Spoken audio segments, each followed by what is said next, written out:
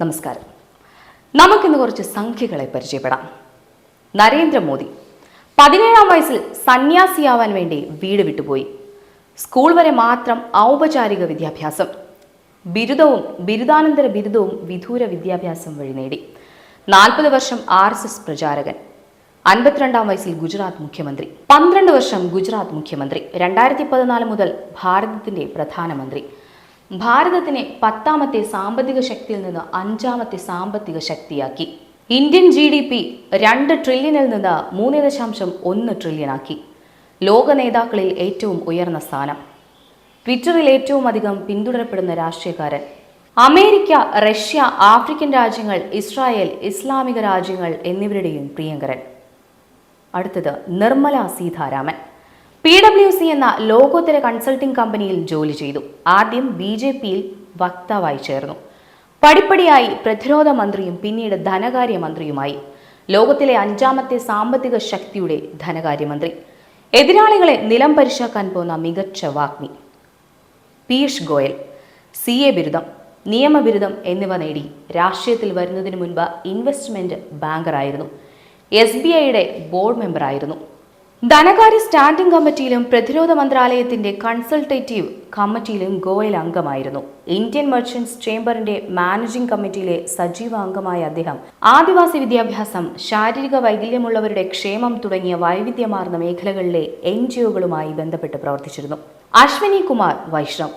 Electronics എഞ്ചിനീയറിംഗിൽ സ്വർണ്ണ മെഡലോടെ ബിരുദം. IIT കാൺപൂരിൽ നിന്ന് MTech, 27ാം റാങ്കോടുകൂടി IAS.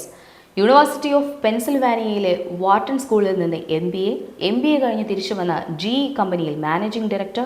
പിന്നീട് അദ്ദേഹം സൈമൻസിൽ locomotives and head urban infrastructure strategy വിഭാഗത്തിന്റെ വൈസ് പ്രസിഡന്റായി ചേർന്നു. 2012 അദ്ദേഹം ഗുജറാത്തിൽ 3T ഓട്ടോ ലോജിസ്റ്റിക്സ് പ്രൈവറ്റ് ലിമിറ്റഡും വിഗി ഓട്ടോ കമ്പോണന്റ് പ്രൈവറ്റ് ലിമിറ്റഡും സ്ഥാപിച്ചു. കുപ്പുസ്വാമി അണ്ണാമലൈ. PSG കോളേജിൽ നിന്ന് എഞ്ചിനീയർ ബിരുദം. ലക്നൗ IIMൽ നിന്ന് MBA. രാവിലെ MBA പരീക്ഷയും വൈകുന്നേരം IPS പരീക്ഷയും എഴുതി. രണ്ടും വിജയിച്ചു. ധൈര്യവും സത്യസന്ധതയും ഉള്ള പോലീസുകാരൻ എന്ന പേര് നേടി. പിന്നീട് സമൂഹത്തിനെ സേവിക്കാൻ ഏറ്റവും നല്ല പാർട്ടി BJP ആണെന്ന് തിരിച്ചറിഞ്ഞ് BJPയിൽ ചേർന്നു. വൈകാതെ തമിഴ്നാട് മുഖ്യമന്ത്രിയാകും. യോഗിക്ക് ശേഷം പ്രധാനമന്ത്രിയാകും. അജിത് ഡോവൽ. 1968 IPSൽ ചേർന്നു. പഞ്ചാബിലെ തീവ്രവാദ വിരുദ്ധ പ്രവർത്തനങ്ങളിൽ പങ്കെടുത്തു. സുവർണ ക്ഷേത്രത്തിൽ നിന്ന് തീവ്രവാദികളെ പുറത്താക്കുന്നതിൽ പ്രധാന പങ്കുവഹിച്ചു. പാകിസ്ഥാനിൽ അണ്ടർ കവർ ഏജന്റായി പ്രവർത്തിച്ചു. ദേശീയ സുരക്ഷാ ഉപദേഷ്ടാവ്. ഈ മേഖലയിൽ ഇന്ന് ലോകത്തിലെ ഏറ്റവും വലിയ വിദഗ്ധൻ. മോദിയുടെ എല്ലാ വിദേശയാത്രകളിലും മോദിയുടെ നിഴൽ. ബാലക്കോട്ട് ആക്രമണം, യമനിൽ നിന്ന് ഇന്ത്യക്കാരെ രക്ഷിക്കൽ, ഇറാഖിൽ നിന്ന് ഇന്ത്യക്കാരെ രക്ഷിക്കൽ, ഉക്രൈനിൽ നിന്ന് വിദ്യാർത്ഥികളെ രക്ഷിക്കൽ, എല്ലാത്തിൻ്റെയും സൂത്രധാരൻ. ഇവരൊക്കെയാണ് പ്രധാന സംഖ്യകൾ. അപ്പോൾ സംഖ്യയാവാൻ എന്താണ് അഭിമാനക്കുറവ്? ഇനി നമുക്ക് പ്രധാന കമ്മികൾ ആരൊക്കെയെന്ന് നോക്കാം. ഭാര്യയെ കൂട്ടിക്കൊടുക്കുന്ന പശുപാലനും പിന്നെ 80 അക്കനും, നേതാവിന്റെ പെട്ടുചുമന്ന PhD നേടിയ സുനിൽ നുന്നയിടം, ബിന്ദു അമ്മിണി, കഞ്ചാവ് അബുവും ഭാര്യയും. അപമാനം തോന്നേണ്ടത് കമ്മികൾക്കാണ്, സംഖ്യകൾക്കല്ല.